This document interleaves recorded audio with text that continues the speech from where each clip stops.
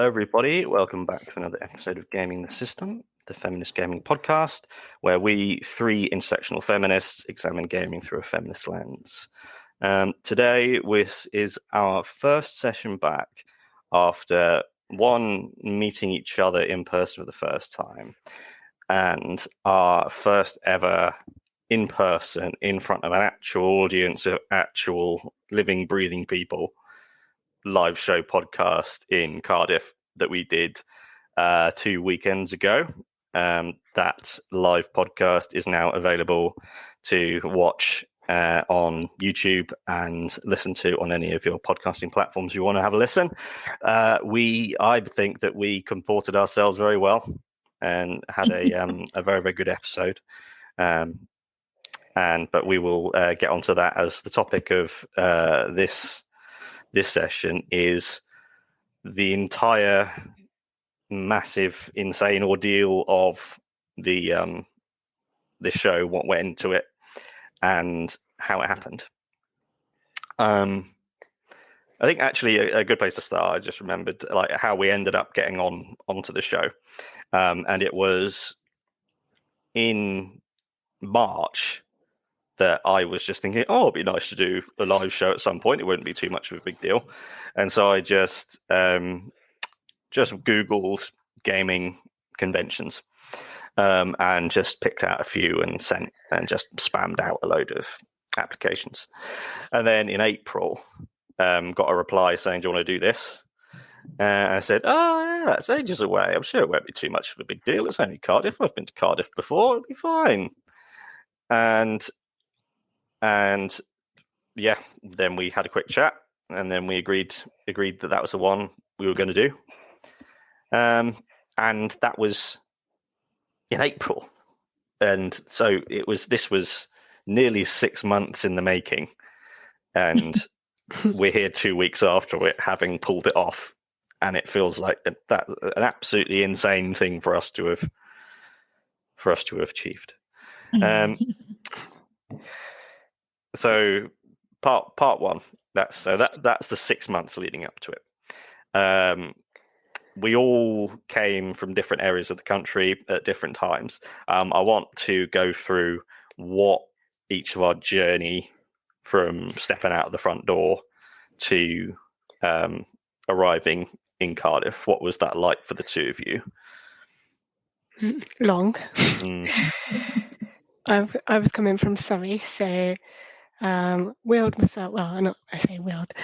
Used my electric wheelchair to get through to the station with my partner. We had one case between us. Got on the train to Cardiff, had 2 changes, and we changed at Guildford and then Reading to go on to Cardiff. And it turned out it was all going very nicely. All the assistance with the ramps on and off the train was going okay until we reached Bristol Parkway, at which point we were informed that there was a train stranded somewhere between Bristol Parkway and the Severn Tunnel. And it was not moving because of signalling problems. So then it turned out they had to then get people to manually move the train somehow through a process. I've forgotten the name what they used, but it's some kind of manual track alteration thing to then move the people that were stranded on that train out of the way so that other trains could keep going on through the tunnel. So it turned out we were sat at Bristol Parkway for like an hour and a half. And it's a good job because we were going down on the Friday evening. I say Friday evening, Friday afternoon, and the con itself was on Saturday, so I built in a lot of time, and I'm very glad that I did. So eventually we did make it through to Wales, through the tunnel, and got into Cardiff, got off at Cardiff Central, and made our way through the city to the little hotel where we were staying premiering. So the journey there was long, but nothing too majorly disastrous, I would say. Just a very long delay. Yeah, we made it though. I think it was all right. Yeah. How about you, Jem? I think I had the easiest journey of all of us. I don't live that far away from Cardiff. It's just about an hour and 40 minutes drive from where I am, and I brought my daughter, who's 15 and a half, and was pretty mortified doing something at this event. But so we decided to come on the Friday. Originally, we were just going to drive up on the day and drive back. But we decided that we needed to be there a little bit earlier than I thought we were going to have to be there. So I think they wanted us to stay up by about 9, or before 9 rather, to just get us in and everything before the hordes arrived. But so I thought, well, we better get there the night before, so we just drove up, and it was just general Friday traffic. So yeah, like the journey from mine to Cardiff. It's a nice route actually, and I don't mind driving, so it was all good. So I drove, and then we went out for dinner in the evening. And my daughter's like super fussy about what she eats, and she also has a nut allergy and sesame allergy, so it just makes it really difficult to work with all of that. So I thought I'd found this excellent place, and it was really, really good food, but yeah, they struggled a little bit to find anything that was on their menu that was safe to eat and that she would eat. Like anything different. So I think she ate like 2 mouthfuls of rice. oh, Basically. yeah, Yeah, but it was interesting for her because we're very country mice, and so we were in the middle of Cardiff, which is a really lively university city, on a Friday night, and so there was lots of people out and about, and all dressed up for going out on the town, and then it's just a completely different experience for all of us, but for her it was fun. So because there was 3 of us, and it's so expensive to get 2 hotel rooms, and she won't stay in the same room as us anymore. She's too old for that. We ended up we found an Airbnb, which was actually really nice, and not very expensive at all, much cheaper than a hotel, and was just really easy, but in a very noisy part of town. So there was a lot of people around talking loudly outside, but I knew that was going to be the case, so I bought my earplugs. So it was fine. Yeah, it was good. It was all very smooth and good. Yeah. So Matt, let's hear about your journey. So, I'm hoping that this will be therapeutic in some way, because I know that my first psychiatrist pounded into me that avoidance is the worst thing you can do to anything that you're scared of or traumatized by. So I planned so hard for this. I knew I've got all my support systems, all of my strategies to think. I knew it was going to be difficult, but I thought it was going to be like a 9.5 out of 10 in terms of difficulty. It ended up being about 1,000 out of 10 difficulty. So my original plan was going up and being on my own and doing everything on my own, that would be a bit stressful. So my family came up that weekend as well. So I can just let my family take care of me, so it'll be fine, and they'll book the hotel. I don't need to worry about that. It'll all be fine. And then I was going to drive up, because I find driving. I love driving. I drive for my work. I've driven up and down to Birmingham countless times, and I was at university. Very experienced, very pleasant. But I thought that the journey from my house to Cardiff was going to be 3.5 hours. I thought, that'd be fine. And yeah, a nice peaceful drive down to Wales. However, I didn't realise until the Thursday morning, it might be a little bit more busy than usual on a Friday when I drive up. I feel like I can't add that much onto it. And then driving there on Friday, it said it would take 6 hours. Oh my God. And I found this out the day before, so I went, Ugh. oh shit, that's impossible. So, and then I thought, I've got a good idea. I'll drive down today, that Thursday. I'll drive down, I'll get a hotel there, and then I can chill out for the day, and then family will arrive the next day, and it'll be fine. So problem solved. But then the journey there still took 5 hours on Thursday. Wow. And it was roastingly hot. Yes, it was. And that journey was horrendous just getting there. But then I thought, right, I'm there. I got there. It's fine. And I had to. This is a good bit, which I'll share. This was one of the best bits of the weekend. There were lots of incredibly awesome things that happened. Don't get me wrong.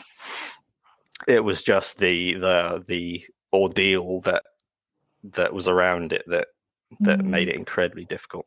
Have either of you heard of a zip hotel? Yes. So there's smaller ones, aren't they? I think. Yeah, they are, and it is heaven on earth. It was the cheapest one I could find at the last minute, and I'll show you a video that I took. Exciting. Of what it was like inside.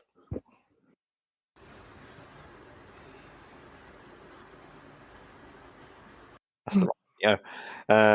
I'll sort that out in a moment, actually. So yeah, this hotel was basically heaven on earth. It was the perfect place for me, and that gave me a little bit of respite. So then I'll come back to that hotel in a minute. So basically, that hotel, and then the next day I got kicked out at 12, and then I had 4 hours to kill until I could go into this other house. And I was just desperately trying to find somewhere with air conditioning that I could. It was so hot, wasn't it? And the second majestic place was the Cardiff Millennium Centre, which is the big building with the words across it. And I just went and collapsed into a puddle there, and that gave me some respite. And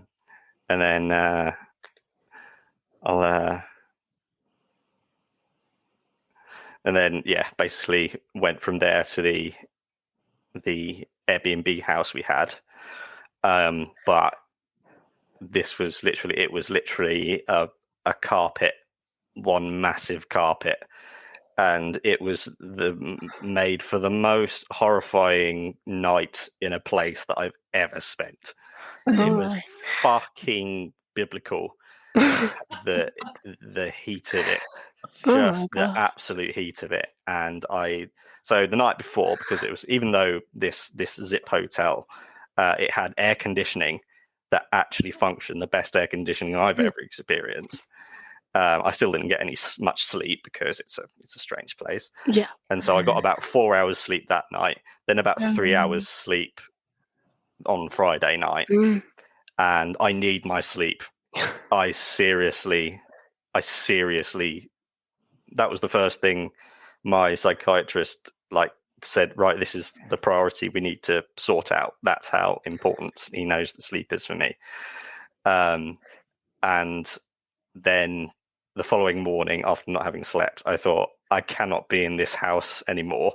So I got on a bus and went back to the Millennium Centre. and then that's where I was from about 11 o'clock till 2 o'clock when I left. And yeah, it was. It was. Oh man, that sounds horrendous. It was so much impossibly harder than I anticipated in every way. In every single one of my support systems, I went, I can manage it up to that part, and then it goes. Yeah. Yeah. Wow. And yet you made it. And I think it was really interesting actually for me because just listening, like I have my own things going on, like I was saying about my daughter and her, and sort of most of it's around making things as easy for her as possible. She she struggles in those kind of situations, but she really wanted to be there. And then listening to both of your experiences with, just goes to show, doesn't it, that when people say like you don't know the struggle that people are going through in their day, you see them at a point, but you don't know what they've had to go through to get there. And I think that is one of the things that really made me appreciate, was that we'd all had our own little struggles to arrive there. Very, very different experiences for each of us, but very challenging experiences just to arrive there and just to be there. And it's something that so many people just take for granted, the ability to just go somewhere, turn up, be there, do their thing, go home again. And I think it's and maybe that isn't, maybe no one is having that experience. Maybe we just think that people do that and everyone is has their own little things going on. But I do think it's always worth just, it's a good thing to have in mind that when we talk about accessibility, it also includes all of this, doesn't it? It also includes all of these experiences. But I'm very glad you made it, Matt. Yeah, me too. I'm glad that your train finally made it through the tunnel. Yeah. So yeah. I don't know if you two, like, this was something that a thing rooted in, like, we're all the product of our childhoods, and we have to like spend your adult life trying to undo the things that happened to you in your childhood life. And I just really had to go into like quite an unhealthy, I've always had quite an unhealthy place of just keep going, just keep going, just keep going, don't stop.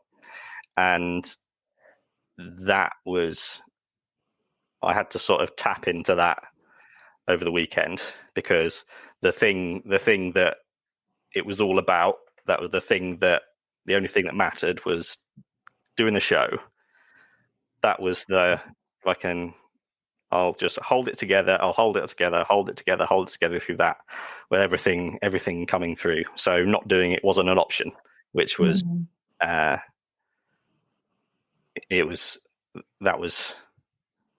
helped. But we'll go on to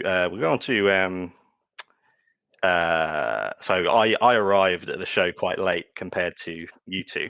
So why don't we take it from you guys, your journeys, like from once you're in Cardiff to the venue, and then what happened there, because you were there for ages. So what transpired? Alex was there forever. I was. No, we got up really early because I was like, we were told in our little information pack that we had to get there before 9, or like from 8 o'clock, to be able to like get the lay of the land and see the environment we'd be hosting a panel in before the hordes of people, like Jem said. So I was like, naturally, being one person who likes to follow instructions and organise person, got there for like 8 o'clock. When we left, actually before we left the hotel, it was like we were getting ready in the morning, and we had this knock on our door, and we were like, oh God, is it housekeeping? What are they doing here at like 7 whatever in the morning? And I was getting dressed, and Tom, my partner, went over, opened the door and opened it and said, oh, sorry, I think you've got the wrong room. And it turned out it wasn't housekeeping, it was this guy who was drunk with his shoes and his shirt, and he was like picking them up off the floor, trying to come into our room. And then he was like, mate, you've got the wrong room. And then he just he kind of looked slowly round into the room, and then slowly started stepping back, turned around and walked off without a word. And we were just like, okay, I guess he's all right. But it transpired the night before there had been a large concert in Cardiff Bay, I think for Oh, I've forgotten the Chemical name of it Brothers. now. Chemical Brothers, yes, that's it. Yeah, so there was an awful lot of people just heading down to Cardiff Bay in like rave gear and like fluorescent outfits and all this sort of stuff. Me and Tom actually went to the bay the night before to have ice cream and just walk around and stuff. And there were all these people there. So it's probably someone from the Chemical Brothers concert got a bit confused about which hotel room he was in and attempted to get into ours. So once that was dealt with, we got on our way, relying on the lovely Google Maps not a sponsor, by the way. There are other maps available to find our way to the venue. We stopped off at Sainsbury's local, I think it was, to grab some pastries for breakfast because we hadn't paid for breakfast because that's a rip-off at hotels. And it was perfectly edible, which was fine. I had a little croissant. I can't remember what Tom had. But anyway, we then tried to navigate our way to the venue. And as you may or may not be aware, as a wheelchair user in a city I'm not overly familiar with, we had to do a lot of U-turns to find things like drop curbs, because Google will tell you one way and you go that way, then you realise there's no way to cross over or get down or like find the route that you're supposed to be getting on until you figure out how to navigate the landscape of the pavement, which can be quite a fun journey in itself. But eventually we managed to find it. And then it was kind of a weird building. It was like just along the side of a street, really, with all these doorways, and you weren't really sure which one you were supposed to go in. I found it a little bit confusing anyway.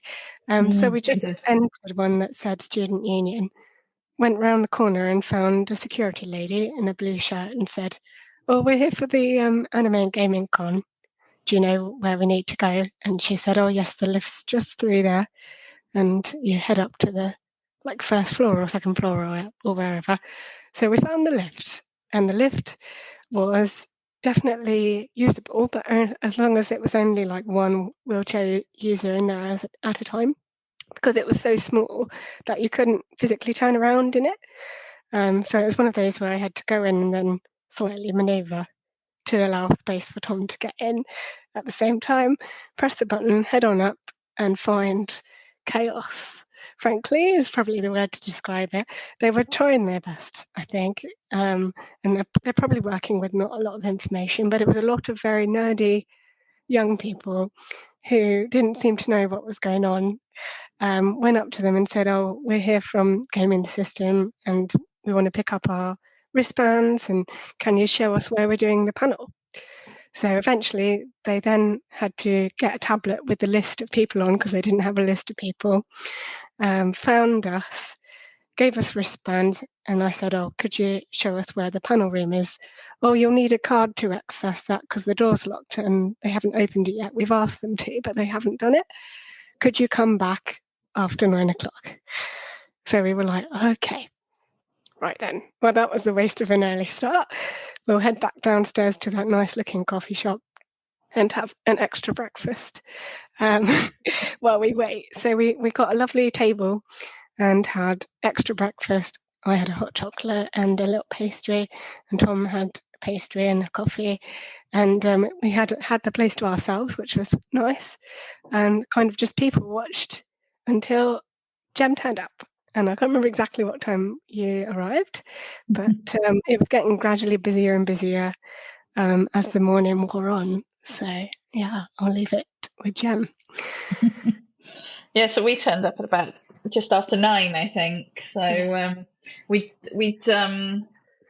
parked near our accommodation has had parking with it, so we'd just driven in. We were only just round the corner, to be fair, so we drove up to the venue, and then Daniel dropped me and my daughter off, and then went and parked the car. And I think we came in to say to see. It's so funny actually, because obviously we've not met in person until this point, and I just thought, like, I was like, oh, there's Alex and Tom. It was just like, it wasn't strange to see you at all. It was just like, you know, oh, that makes perfect sense. I immediately recognised you. I actually recognised Tom first, and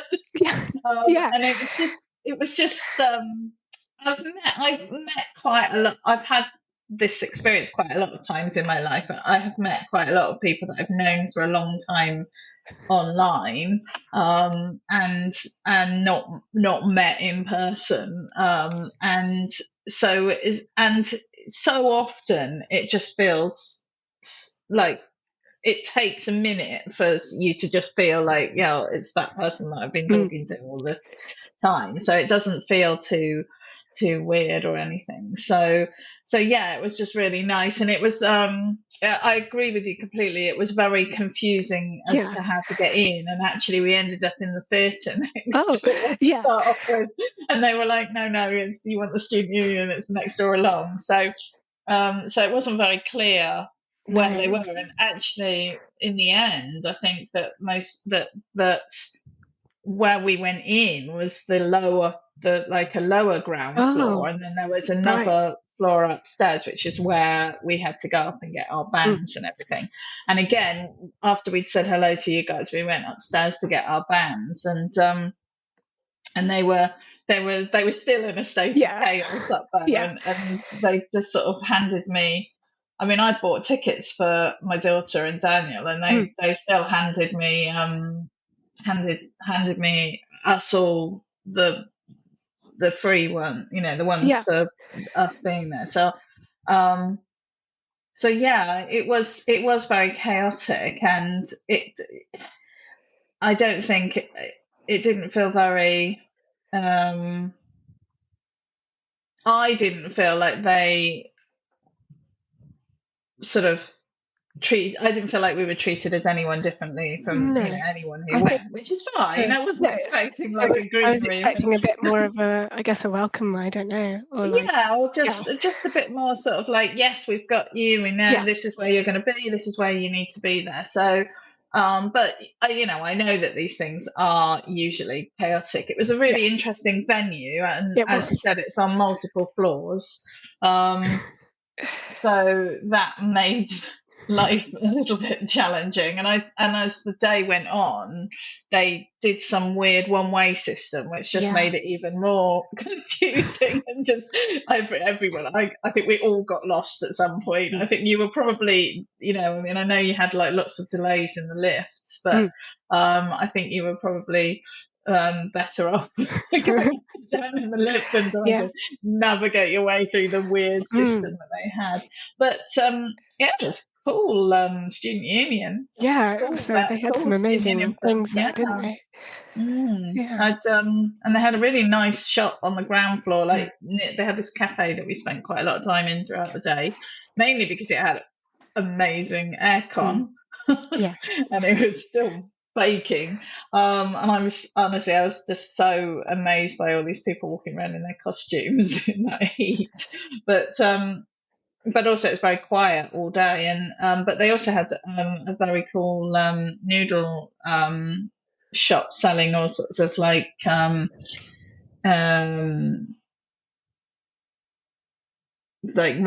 and tofu products and stuff. It was great. I went in there and spent a fortune before we went home. Nice. But it was for me the journey there was a taxi, really. The parking cost us a fortune. I think it was £15. Right. Oh my God, really? Oh, that's horrible. Wow. Massive shout out to McSim's. Yes. The cafe, because it was for me the three things that allowed me to just power on were the Zip Hotel, the Millennium Centre, and that cafe. Because even with the thousands of people milling around in complete chaos and noise. That cafe was silent. It was That's so empty. nice. It was the staff there weren't going, oh, you need to buy another drink. You need to buy another drink. And yeah, the aircon there was amazing. That being said, the student union could not be a worsely designed building possible. That was so. But I'll come back onto that in a minute. I'll go through my journey there, and then we'll end on a cliffhanger, and then we'll talk about the second half in the next. Cool. So, I hadn't slept until since 2:00 in the morning, and I was just sat in this house, just sat there, and I was pouring with sweat. That sort of sweat where you feel it run from your forehead down and it drips off you. I've never sweated like that in my life, in anywhere that I've been, anything that I've been doing. Just sat there, just is absolute.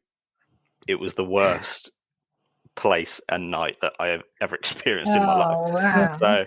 So the journey that night.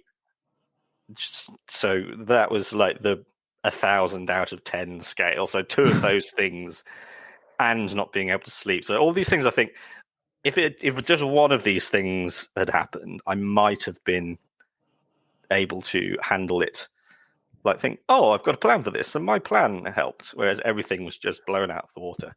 So after that, I got to about 10:00 in the morning, and my family was supposed to arrive at 11, and then we'd go to the place together. But I was thinking, I cannot spend another second in this bloody house. So another shout out. So Cardiff is as close to a utopian city as I've ever experienced. Honestly, it was the most that was a saving grace of it as well. Cardiff was the most wonderful place to be in so many different ways. And so first thing, so at the Millennium Centre, they were so kind and so helpful to me because you saw me. I was that's how I'd been for like 36 hours, and just going and being the Cardiff people were so nice to me. And helpful, and just going, oh yeah, just chill out there, it's fine, don't worry about it. And I got on a bus to go to the Millennium Centre again, and the bus was only £2, and you could go throughout the entire city all day on it with those £2. That's really good. And then got there, went back to the Millennium Centre, didn't have to buy anything, just go and sit there. And the thing of that, it's not all about them extracting money from you. I really felt like, oh, it's just bracks, it's just £2 for the bus, just go and sit there, it's fine, don't worry about it. And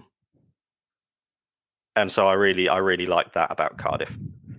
But then I took the train. I got the train from the bay to the student union is basically built on an archway over the train station, which it's very strange. That's the worst architectural design I could possibly imagine. But on the way there, did either of you use the train at all? No, but I know of it. I know is it Cathis or Cathis? There's the stop you were getting off. The stop that there is. So is this a point of controversy that I didn't realise? There's from the bay to I think it's the city centre near Parliament. That's the thing that just goes backwards and forwards between 2 stops all day, every day. And I went and poured myself onto a seat and was just there like, and then went 2 stops and then got out and think, I'm where I started. How can I still be in the bay? And I was like, and I asked someone, oh, what station's this? They said, oh, it's this one. And I was like, oh. And then a bloke came up to me and said, where are you trying to get to, mate? I said, oh, I'm trying to get here. So I was, oh, don't worry, you just have to, this goes backwards and forwards, just get off there and go on platform 2. And that was the Cardiff people that just picked me up and just helped me on a step. I love the Welsh people. I think Yeah, they're so lovely. And then got there and then sat down and met you both for the first time. And we'll cut that episode there, and we'll come back. We'll see you in the next episode, everyone. Thank you. Dun, dun, dun. Remember, everyone, patreon.com/gaming the system. Like, share, subscribe, and we'll see you next time. Bye-bye. Bye. We hope you enjoyed that episode of Gaming the System. If you want to support us, you can donate to us through our PayPal by sending it to wearegamingthesystem@gmail.com if you want to send us a one-off donation. If you want to donate to us monthly, you can subscribe to our Patreon at patreon.com/gamingthesystem. Until next time, bye-bye.